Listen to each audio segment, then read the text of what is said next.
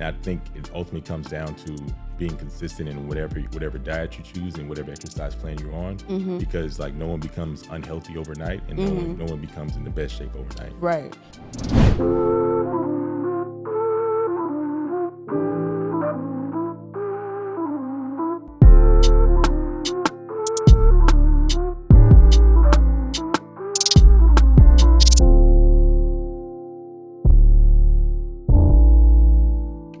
Hello, everyone. Welcome to another episode of the Know Your Rights Camp podcast. I am your host, Aicha Sacko, and I'm with a special guest. His name is Justin Foreman. Do you want to say hi? How you guys doing? Yeah, so he's going to be talking to us about health. And, well, first I wanted to ask you, could you tell the audience, what do you do right now and, what's your career? That way we get an understanding. So currently I'm a second-year surgical resident up in Cleveland. I still have 3 more years left. Okay. And then could you tell us the importance of specifically health in our community, in the Black community? I think that in the Black community, there are a lot of diseases that we are more prone and susceptible to, and some of those like hypertension, some of those are diabetes, and that's actually something I talk about in my presentation. But a few stats is that in the Black community, like you're 60% more likely like to have diabetes, right? Than a white America. Right. And then even when you have diabetes, if you have diabetes, you're 5 times more likely to have kidney failure. And then like the number one cause of kidney failure is diabetes, right? And we look at all that in one statement, and it's saying that, okay, so if you're Black, you have an increased risk of having diabetes. If you have diabetes, you can have so it has all these other complications that go along with it, along with hypertension, along with taking more medication. And really, they try to put diets out. They try to have you take these medications like Ozempic, which is being used for like to treat diabetes, but now people are using it like to lose weight. But like no medication goes without risk. Right? Yeah. And so it's very multifaceted, and I think it ultimately comes down to being consistent in whatever diet you choose and whatever exercise plan you're on, because like no one becomes unhealthy overnight, and no one becomes in the best shape overnight. Right. Before you mentioned 2 things, but the first thing I want to talk about is your presentation, right? So we're here for the Know Your Rights Camp in Houston, and you're specifically going to be talking about health. So I wanted to know what are you going to be teaching the students, because you are going to be speaking to a community of Black students and other races, but what are you going to be teaching them, and what are they learning through your presentation? So I have like 3 big points that I kind of I hit on, and I try to like make it relatable for the kids and for the students. And the first one is kind of like knowing what like the threat is, right? And the threat I talk about is diabetes as a disease. Okay. And having more knowledge on this threat, that means you can give yourself more tools in order to fight this threat, right? So I say knowing your threat and how to be proactive instead of reactive with your health. And the second one is advocating for your health. So I kind of bring in different stories and different like experiments that have happened throughout our community, and saying that you need to advocate for yourself. And when you go to the doctor, if you feel that, hey, like even if they're trying to give you a medication, you can ask, hey, like what are the side effects of this? What happens if I don't take this medication? Like what are the complications that I might expect to happen? And then finally, I give them different like diets that are out there, like certain fads, like the keto diet versus like apple cider vinegar, and then like what those diets show versus like some healthy diets like Mediterranean and DASH diet, and also talk about just different exercises that they can do. Okay, so I want to talk about another thing that's important, because I feel like for me growing up, I didn't know much about my health, about exercising, and so what ways are you going to help these students or help the kids kind of be more secure in like, it's okay to, to work out or have this type of diet, or not have them feel bad about it? So that's actually a really good question. And I think that comes down to like friends, family, and the community that they're part of. Yeah. As well as and that's why I really want to harp on consistency. And like another thing is just being proactive. And I think as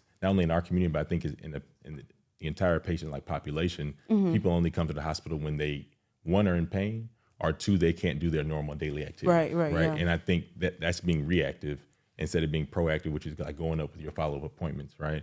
And so when it comes to exercise and diet and making people like feeling comfortable where they are, it's saying that not everybody has different starting points. And as long as you're consistent where you are, that means you're like, what looks like health for you does not look like what good health for someone else, right? And so not everybody's built the same. Not everybody has the same like dynamics. And as long as you are doing something that like, that you're exercising 30 minutes a day. Okay. Hey, like you might have 1 or 2 cheat meals a week or one cheat meal a day. But then, hey, as you work on and you look like 2 or 3 years in the future, you look back, oh, this is where I started. But hey, this is where I am now. Okay. You mentioned something. I just keep coming up with more questions. Okay. So the first thing I want to ask you is, for me specifically, like in my community, there's a lot of food insecurity, right? Where like we can afford to buy a burger at McDonald's because it's cheaper than buying like fruits and vegetables at the farmer's market, or if we even have a farmer's market, but at the supermarket. So like, how do you bridge that gap where there's these kids that are coming from these communities that are underserved and they might not have access to like, fruits and vegetables, or they might not have access to like gyms and stuff. They might have it in school. What ways can those students kind of bridge that gap? Like if there's any other way or form that they can do to kind of help them with their health? I think there's always alternatives, right? And then I think some of those alternatives for exercise, if you don't have access to a gym, you only have access to gym at school, there's things that you can go for a walk.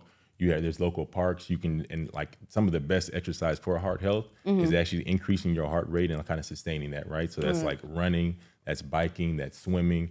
And running, you don't always have to run on the track. You can just run around the neighborhood. You can go to a park and run. Right, and that doesn't mean you start off running like a 10K. It means you go out, hey, I'm gonna run this next lap, and then you walk the next one. Just kind of keeping your heart rate up and kind of seeing where you're going as you progress. And then for the diet wise, that's actually another thing I talk about. And I really believe it's like portion control and also meal prepping. Okay. Right?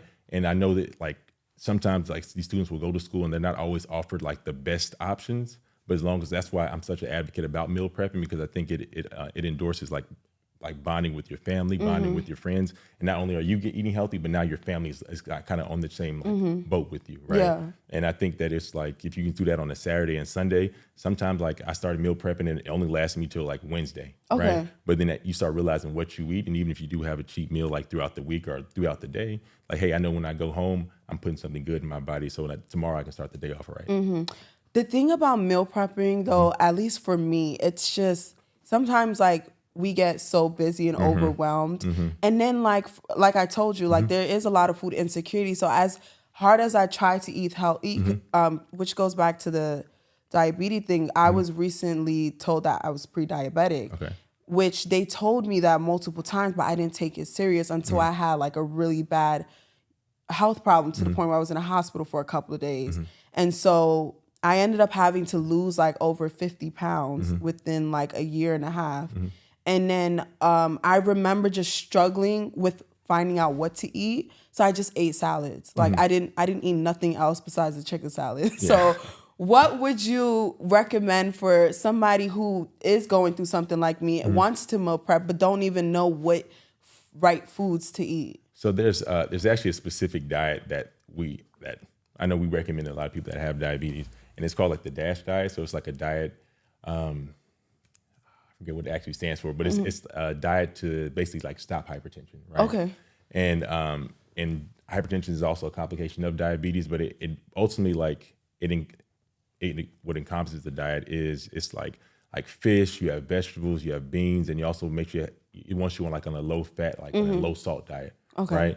And I know it's tough, but even sometimes like I have like cheat meals. I'll go to McDonald's, I'll go to like these fast food places, but I make sure like I'll tell them, hey, like don't put any salt on my fries, or hey, like like things like that, because like I look back there, I have friends that worked in the fast food, and they're like, yeah, we put a lot of salt. I'm like, yeah, if you say no salt, that means they should drop a new batch, and then it's like you have hot fries and there's no salt on them, and it's a cheat meal. So I think you're always, if you try to like I think maintain something strict, I think at a certain point it becomes like you are no longer like happy and it's not enjoyable, right? Yeah. So you have to give yourself certain outs, like, hey, I'm gonna eat this candy, I'm gonna have this dessert. As long as it's not something that's constant, I think it kind of go down the right direction. And that was gonna be my next question. Is it okay to have those cheat days where like you're not always, having to eat the green and the protein and stuff? Is it okay to like, be like, you know what, I want a slice of pizza today? Yeah. Like, because even with me, I feel guilty because I'm like trying to be so consistent. And then I feel like if I do have a cheat day, then it's going to be 3 more cheat days right after that. So it's like, what do I do? You know, how do how do we discipline ourselves when it comes to our health? It is I want to say it's a long-term like process, but it's a sometime a week-to-week, day-to-day, sometimes even like a meal-to-meal basis. Yeah. And you have to consciously think about, hey, I'm putting this into my body, right? And it's not saying that, I want to be, I want to be overly conscious about, eating this apple here, something like that, but just realize, okay, I know I ate maybe like a burger for I don't know, lunch or dinner. Like tomorrow, I'm gonna make sure I'm gonna put healthy things around me instead of like getting like chips and Doritos and like Fritos as snacks. I'm gonna buy grapes. I'm gonna buy apples. So that way, when you do get hungry, because that's how I force myself because sometimes I fall in bad habits. I eat like fast food. It be sometimes, the snacks for know? me. It really be the snacks. Exactly, and it's like what's readily available at your house. But when if you force yourself to buy healthy food and buy snacks and buy like these little bars, and you put them in there. When I get hungry at home, I'm like, okay, I got these grapes, and it's like, okay, but then they gonna do. But you find different ways to eat grapes. So now I freeze my grapes. Now it feels like I'm eating. Is it good? It feels like a little dessert. Okay, all right. So I'm gonna try that then. I'm gonna stop the Doritos, and then we gonna just try frozen grapes. Yeah. Okay. So for my last question before we wrap up, I wanted to ask you because we're here for the Know Your Rights Camp, and you're teaching these youth, but then there's also another audience that's watching us. So what advice do you feel like is necessary or important for them to know in terms of making sure that their health is in good stand and making sure that they're doing everything they can to be healthy? I would say it kind of goes back to like the last, I guess my 3 main points of my presentation. It'd be actually knowing what the actual threat is, gaining knowledge on that, so that you provide yourself with tools. It goes to really advocating for yourself in the healthcare community. Okay. Because doctors, they're busy, right? And they practice medicine. That's something I also emphasize is they practice medicine, right? Because no one's all knowing, no one has all the answers, and it's a day-to-day and even week-to-week things that we're constantly learning. We're always learning. And so if you go to a physician and you feel that, hey, I don't like how that interaction went. I don't like how that patient visit went. I don't feel comfortable. You should go get a second opinion, right? You should ask questions. Say, hey, how would this? What are the side effects? What happens if I don't take this medication? What could this lead me down, right? And they should be able to answer those questions. That way, you have more knowledge, right? And then lastly is just being consistent with what you're eating, with you going to the exercising. That doesn't mean going and trying to lift the gym when you go to the gym. But hey, I went to the gym for 30 minutes and I walked on the treadmill. Okay. Right? That's better than what you did last week. And I think it's slowly just being consistent in that is more important than these fast weight loss diets, trying to take this pill, because anything that comes fast will leave just as fast, and it's usually not long term. In terms of advocating for ourselves, right? Because I think that's very important, especially Black women and Black men who go into the healthcare, and someone like you is also important to have because you work in the healthcare industry. And for me, it's a comfort to see someone who looks like me, because then I know that, okay, if I feel like something is wrong, I can be able to confide in that person and they can understand me. So do you feel not it's an obligation, but do you feel that responsibility as someone in the healthcare profession to help people like us understand their health better? I think that is that's a really good question. And I feel the responsibility to all my patients, but I want to make sure that patients that are not are health illiterate, or they don't understand, sometimes they use big words, right? Because it'd be like that sometimes, right? And you really, instead of saying hypertension, you have high blood pressure. Instead of saying certain ways to describe a disease process, you could make sure that they can understand. And one way I go about while I'm at the hospital treating patients is I'll sit there and I'll say, hey, I know I just said a lot. What did you just hear me say? Okay. Right, and it's called a teach back method. So out of everything you just said, they may just heard. I heard I have a bad gallbladder, right? And it's okay, that's true, but these are the things that we're doing about it. And it's kind of the constant communication and making sure that before they leave the hospital, they have an actual understanding where they can go communicate that with their family and friends. Okay. Hey, this is what happened when I went to the hospital. Okay. Right? No, yeah, I think that's very important. But I wanted to say thank you so much for dropping gems on us. It's really important, especially for someone like me who's still trying to understand their health. And I want to make sure that our audience understand that their health is important as too. So thank you for coming, Justin. Thank you for And having me. of course, to our audience, be sure to follow us on our socials at Your Rights Camp, and make sure you head to our website at knowyourrightscamp.org. I am your host, Aicha Sacko, and I will see you on the next episode.